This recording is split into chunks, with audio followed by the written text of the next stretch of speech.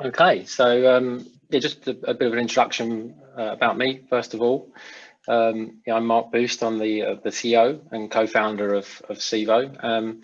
And what I wanted to do really was look back in history a little bit, take you back in history, and really about how we got to the point we are today. A little bit of history about myself and where it all began and how I got into computers. And I decided to do that through a series of picture slides. So it's not going to be death by PowerPoint in terms of lots of text, but it's just pictures. So to kick things off, this won't move. Here we go.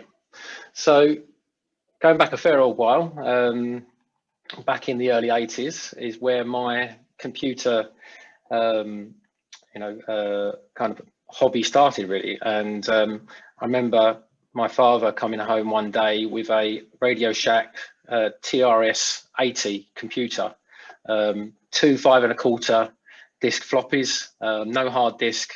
I can't remember how much RAM it had, but it may be 16 megabytes of RAM. And I guess the first time I laid eyes on that, I was excited by it. It interested me. I wanted to play with it. My dad showed me how to use it, and immediately that got my interest going. And I remember, coding up some games and learning basic computing language and messing around with stuff like that. And that's really where things really got exciting for me around computers.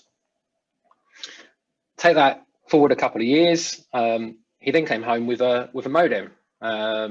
And it was a 1200 baud modem back in the dial-up days before kind of broadband.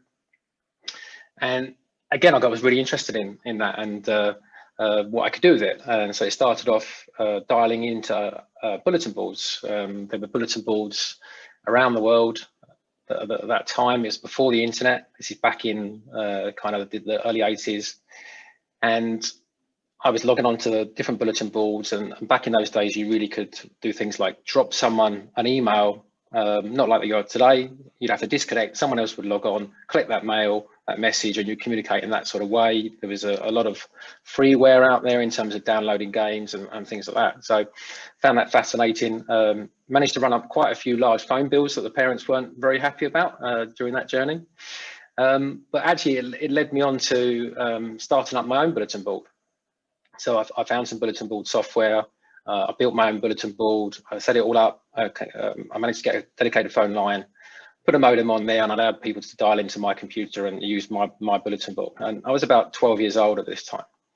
Again, it was an amazing experience. It taught me a lot about computing and programming, communication with different customers and people, and effectively business as well, because I wanted to, try and monetize this. So I managed to get 4 subscribers pay me some money. It was a tiny amount of money at the time, each month to subscribe to my bulletin board. And I never got any more than 4. And I think the 4 that signed up probably felt sorry for me, as this 12-year-old kid trying to, follow his dream. So that's kind of really where things kind of kicked off in kind of my hobby. That led me on to programming, and I learned C programming language, the first language I came across. And then I ended up in a job where I was a C programmer beyond that point. Fast forward a little bit further, the internet starts to come along, and I was kind of like, what's this cool thing? This is kind of getting towards the sort of mid to late 90s now. And for those of you old enough to remember, it was quite primitive in the early days. It was all Netscape Navigator. There was no Google at the time. It was search engines like AltaVista and Lycos and things like this. And that's really where I got excited and decided to actually enter my own, the first steps of starting an internet business. And initially that was as a web design company. And I think a lot of people back then, that's how they started. Web design was the first step into that. And for those of you who can remember, there was a package by Microsoft called Front Page, which is some web design software. It's very basic, quite easy to use actually, but and you can get a basic website up, quite easily. And then beyond that point, I started to teach myself to hand code in HTML, CSS, and things like that. So as a side project, as that web design business, I launched a separate website called Low Cost Names, and that provided domain name registration services and web hosting services. And that's really where things took off in my kind of business career, I guess. And that's where the early part of Civo, you can almost say, you know, Civo is a hosting company, it's a hosting provider, and Low Cost Names was a hosting provider very much in the early days, providing domain names and hosting people's emails and websites and things. That grew incredibly well. This is the first website, very basic, as you can see. I managed to get the screenshot from a Wayback Machine.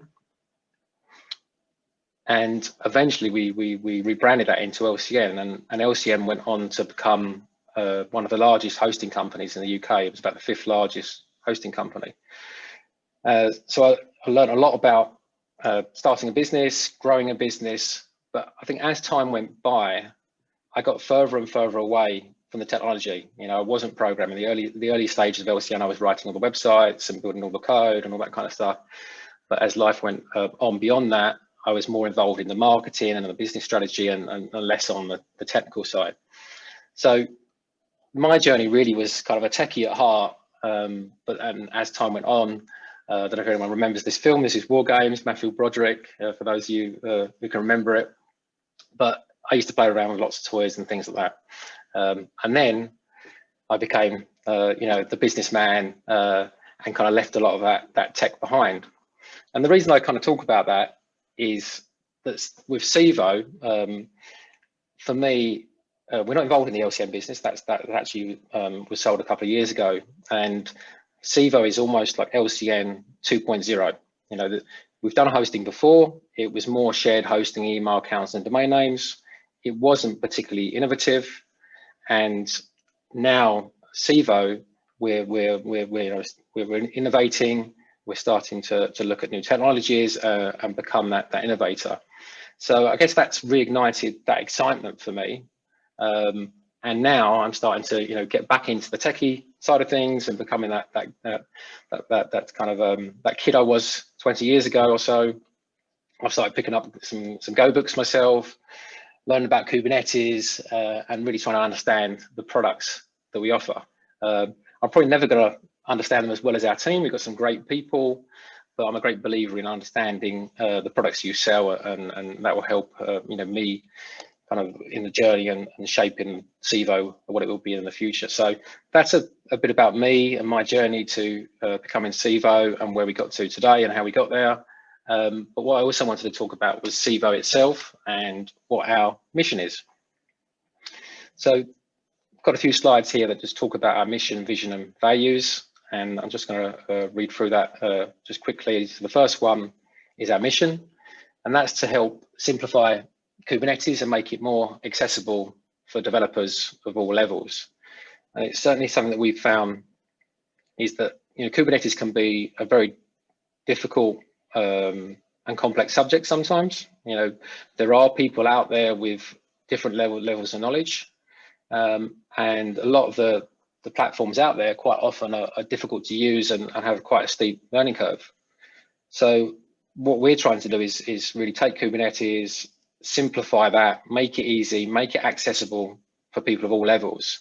And I think even people with a lot more experience, I mean, everyone doesn't want to make things difficult for themselves. If we're able to make things quicker, faster, be more agile, then I think everyone would have probably agreed that that's a good thing. Our mission probably will evolve over time, but this is our core mission at the moment. But as we develop as a company, our mission will change. We have got plans to look at other products and things in the future, but as it stands today, our core focus is on Kubernetes. We've got an ambitious vision that we're working towards, and we're already partly there already. And that's really about community. I think is the central part of that. It's a cloud company that really wants to engage with its user base. We want our user base and community to be part of our journey and help shape who we become. We've already got areas within the Civo website where people can make suggestions. We've obviously got a community Slack channel, and you know, we're looking to take all those ideas and bring those to life, really. But what we're looking to do also is run a business in a very ethical way. We want to give back. We want to support open source projects. We want to help people, and also help positive change socially and environmentally as well. And we've made technology choices that support that message. So that's the kind of, I want to look back one day, maybe my legacy. Sometimes I think about if I was older and I was talking to my grandkids one day, is that we've made a difference, a positive change in the technology world from more of a social and environmental and a community kind of way, and not just be about profit or how big we become. We want to make a positive change within that kind of community and social side. Some of our core values, innovation is absolutely key to what we do. We've got some exciting things coming up, and the guys might touch on those on the next couple of talks. As I mentioned with LCN, it always felt like we were a bit of a follower. We were a small company trying to make our name. And now with Civo, it really feels like the team are doing some amazing things. We've got a few things coming up, as I mentioned, and we're really excited about some of the innovation that we're bringing to market, not just in terms of technology, but the way we do things, the way we go about things, the simplicity that we build in, and the way we make things easier for people. So thinking creatively in that respect as well. Honor our commitments. I'm a big believer in business that we have to match what we say. Our actions should match our words.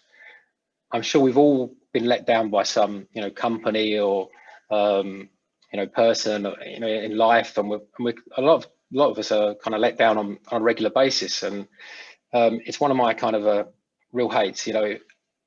If you say you're going to do something, we're going to do it, and we make that commitment to our customers and our users, and to our colleagues, and that's the way we want to be, with very open, as I said, and having those kind of commitments that we stick to. We want to achieve excellence. We want to have high standards and always have pride in the work that we do, and not compromise, especially when it comes to quality and reliability of our products. We want to have that to be the best it can be. Supporting each other, and this comes back into the community again, and also the staff. We've got some amazing people at Civo. I'm so proud of the team we've got. I wish you could probably see some of the private conversations we have and the way the team interacts with each other. We've got people working from us from 6 or 7 different countries, different time zones, but everyone comes together in a really collaborative way. And yeah, we've got a real special relationship between us all. And we really want to take that to our community as well, and sort of grow together, and grow with our users. And finally, a big belief of ours is to be positive. It's a funny time for us all at the moment with what's going on in the world, and it's great that we've got people in our team that are there to pick you up when you're down, or you're not having your best day and that kind of stuff. And we really try and encourage that sort of positive attitude, helping each other. And again, that comes back into our community and the sort of vision that we're working towards.